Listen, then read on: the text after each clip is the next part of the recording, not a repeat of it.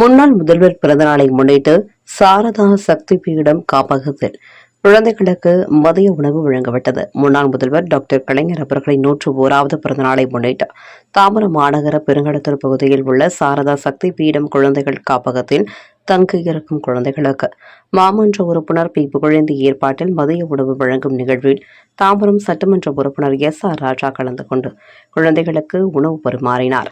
அப்போது பெருங்கடத்தூர் தெற்கு பகுதி திமுக செயலாளர் சேகர் MC மற்றும் பகுதி கழக நிர்வாகிகள், வட்டக்கழக செயலாளர்கள், மாமன்ற உறுப்பினர்கள், மாவட்ட மாநகர பகுதி அணிகளின் அமைப்பாளர்கள், துணை அமைப்பாளர்கள், வட்டக்கழக நிர்வாகிகள் மற்றும் கழக தோழர்கள் கலந்து கொண்டு சிறப்பித்தனர்.